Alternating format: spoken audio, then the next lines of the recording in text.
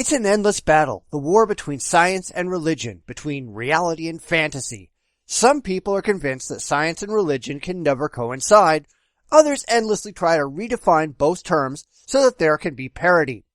I found this video a while back which discusses the problem from a religious point of view and, let's be honest, twists and turns it in crazy ways to try to justify the belief that science and religion can say anything even remotely similar. So, I wanted to take a short look at the question, are science and theology enemies? And see what we find.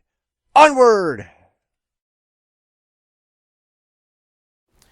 So Ken, in the 21st century, Christianity proclaims the gospel, and there are all kinds of objections that people raise to it. And perhaps the strongest objections that we face as believers come from people in the scientific disciplines. And you'll hear people in those disciplines, as well as people in our own disciplines, saying things like science and theology are enemies with each other, that they're hostile to each other. But I'm wondering about that. And I know that you've done a tremendous amount of reading and research on that, both both theology and science, but in particular, the relationship of those two. So talk to us about that for just a minute. Is it really the case that science and theology are enemies with each other? Yeah, this is what's called the warfare metaphor, and it was very successfully propagated back in the 19th century by a couple of historians by the name of John Draper and Andrew Dixon White. They both came out with books that argued that very thing. One will not find hardly any historians of science who will make that claim today. And it's pretty well admitted that they had very much an agenda, which was to try to present the two at odds.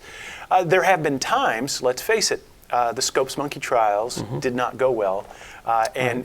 But overall, what we see is rather than there being a warfare between Christianity and science, I would argue it is something very different, that rather the Christian worldview is that which birthed science as a discipline.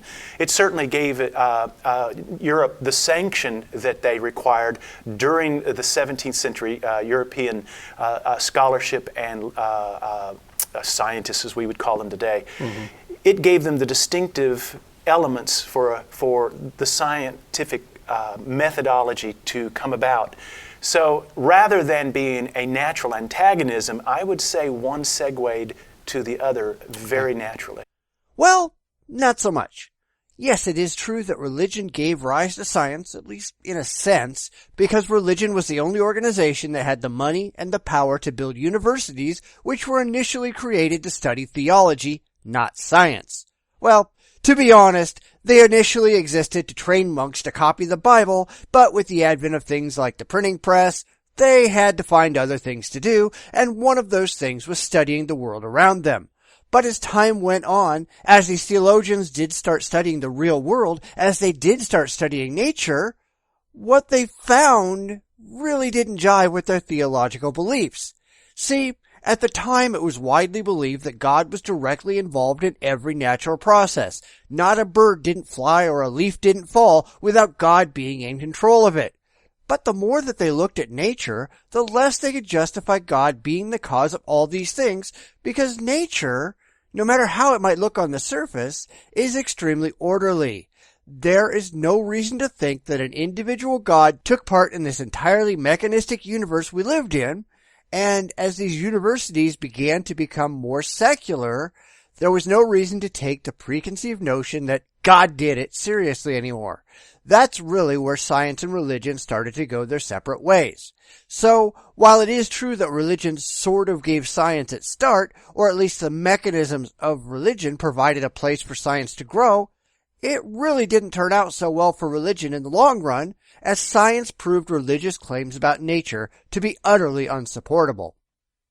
Okay, so they're not enemies. Christianity is going to give the proper groundwork for science to arise out of. But what is it specifically about Christianity that allows science to thrive there in Europe when it did? I mean, so what is it about this worldview that's so beneficial to science?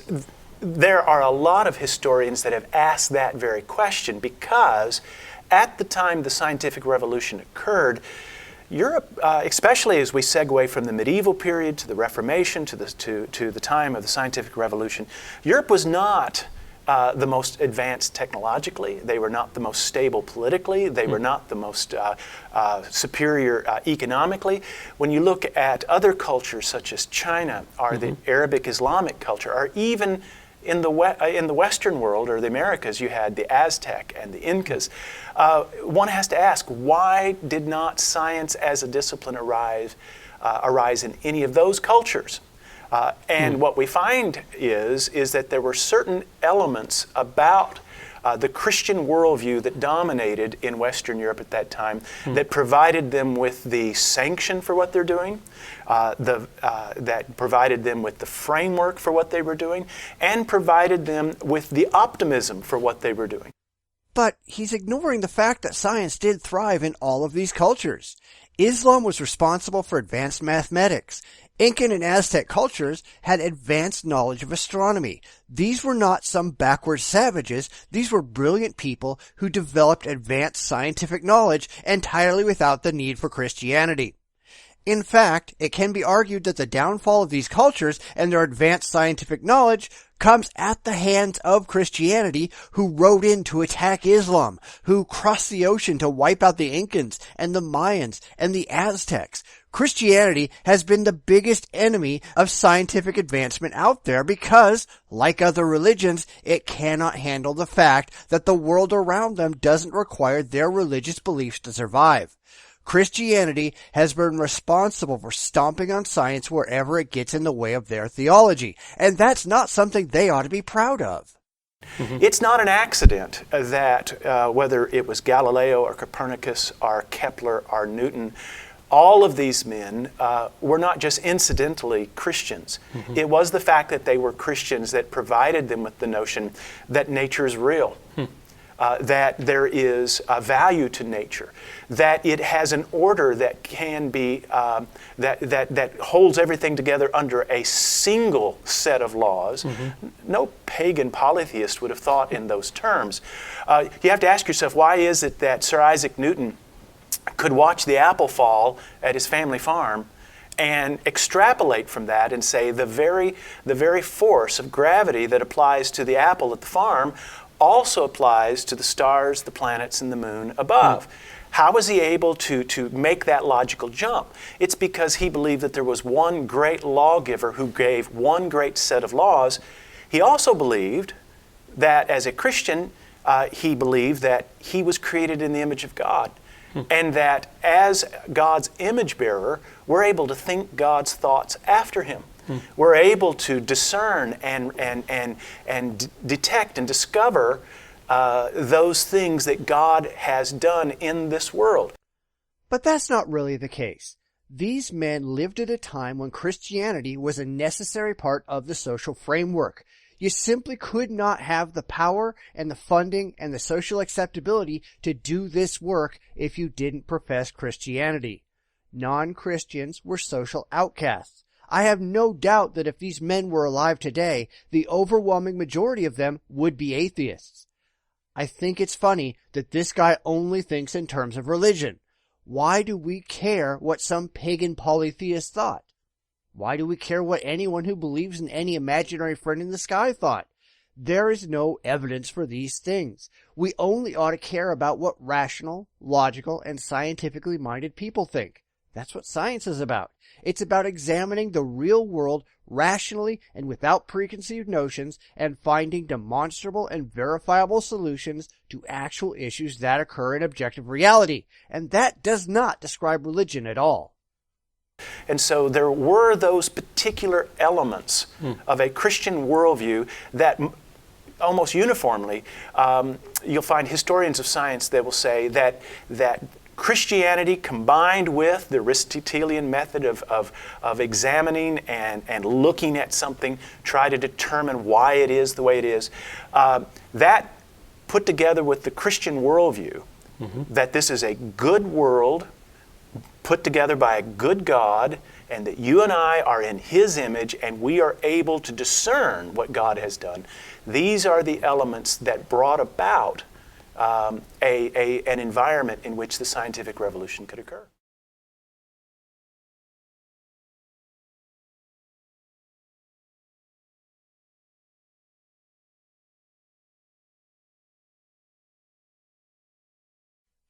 Unfortunately for them, while it is true that a lot of this comes from Aristotle, you can't forget that Aristotle was not a Christian. This comes up from ancient Greek ideas, funded largely by the Catholic Church, which had a tremendous amount of money and power at the time, and it didn't take long for all of science to get away from Catholic control. That's why they were burning scientists like Bruno at the stake for religious heresy. That's why they were putting people like Galileo on house arrest for the rest of their lives and demanding that they recant their scientific views. Because to the church, their religious dogma could never be challenged. And to science, everything is up for criticism. Religion may have started the fire, but it could not control the blaze. So here we are, hundreds of years later, and I would say religion and science are enemies. Science is an evaluation of the real world. Religion is an imagination of how they wish things were. They are two diametrically opposed views. How can they be anything but enemies? Even the most liberal religions fail under the views of science because they believe things which cannot be demonstrated, and that's an absolute no-no in science. Yes, science and religion are and forever will be enemies. And there you have it.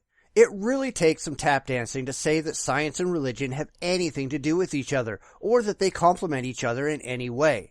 Science is a study of reality, how things really work in an objective and demonstrable way. Religion is wishful thinking. It cannot be demonstrated in any objective way, and if we do try to look at it objectively, it falls apart under even the most cursory evaluation. Religion has faith. Science has fact. Science changes as we learn more. Religion never changes regardless of how much we learn.